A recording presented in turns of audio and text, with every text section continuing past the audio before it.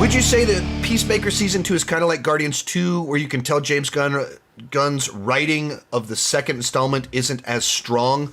I would say there's very similar issues,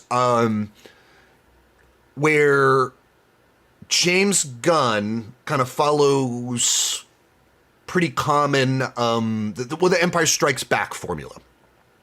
You do part one, you bring everybody together, you have the big happy ending, we save the day, and then Empire Strikes Back. You break up the team, send them off to different places, and everyone has some deep internal crisis.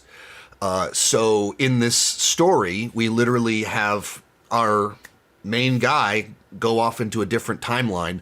Every single character is broken on the inside, so you kind of take them to this really dark place. It's part two's your dark entry. And so that's what this is. It's a very common strategy to make the follow-up the darker entry that splits everything up, takes everyone to their lowest place. And as Guardians 2, the team is, some of them are arrested, some of them are they're on different places. The team is split up in the story. We're struggling through some things. Like it's just like a darker story. And so in that regard, yes. And I think he, with his second entries, makes movies that are more character based. That they're like, Guardians 2 is like it's not like one clear villain plot that at the beginning we establish a villain that our heroes are trying to defeat by the end of it. No, at the beginning they're on the run from one group of people, and then they struggle with a different group of people, and then the main bad guy is Ego, and he's in the third act. And so it's structurally very strange, but it's all about, Rocket dealing with his destructive tendencies and Star-Lord working through his father issues. And I think that's similar thinking is what's going on in Peacemaker Season 2, that it's all about digging deep on the characters. And there's an interesting idea there. You've got, what if we use multiverse for character work? And it's like a compelling hook for the season. Until you get to the end of the season, you realize there's no external conflict. There's no villain to defeat. There's no threat to be stopped. Even the corruption, like I've heard all these people saying, like, this show is about, coming together and finding family and stopping corruption. And so, okay, I see what you're saying, but then you watch it and it's not about defeating Nazi Planet. It's not about stopping Argus. It's not about, there's no threat that we're trying to defeat. It's all people working through character stuff. That's all it is. There's no external conflict.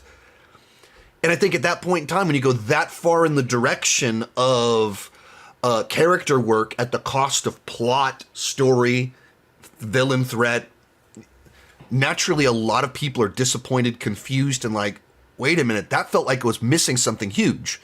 Right. The bad guy. Yes? Just wanted to tell me his hair was fluffy. Why? I don't know. But yeah, I mean, I do think that there's some similarities in my exact issue with each project is different. My enjoyment along the way with each project and my feelings, I have issues throughout Guardians 2 of tonally and some parts that are just off-putting to me in a way that wasn't really my experience with Peacemaker Season 2. Peacemaker Season 2 was like, I was fine with it until I got to the last two episodes and I was like, wait a minute. There's no threat here. The plot is resolved at the end of episode 7 and we have an episode left. What are we about to do? There's issues here in this writing. And then the finale, it speed runs through plot points, but it's all about tying up emotional loose ends. All character stuff, which I've seen so many people on the internet saying things like, people are just so obsessed with spectacle and cameos that they don't know what to do with a show that's character-based. Well, Logan is character-based. It also has a clear plot and an objective. And this just didn't have Argus wants to get a hold of the door. That's not a compelling plot. It's not, there's no urgency, there's no threat, there's no stakes. when we realize their real plan, it's not like everyone goes, we have to stop them. And the fact that they don't go, we need to stop them, makes the point that it's not very interesting. They're like, I don't want to work for them anymore. That's the big, like, horrible external threat makes people go, I don't want to work for them anymore. That's not a compelling arc or whatever. That's not a compelling story. And so, like, you can have a character-based story that puts the emphasis that your depth comes from that, but you still need something that feels like we're overcoming something, moving forward, urgency, and it had none of that. Most of these clips are pulled from my Patreon live streams. I do about 6 live streams every single month. For $2 per month, $20 per year, you can get access to all the exclusive videos and live streams. For $5 per month, you get your name on my end card. At the top tier, you get a 30-minute video chat with me each month. The link down below in the description has more information.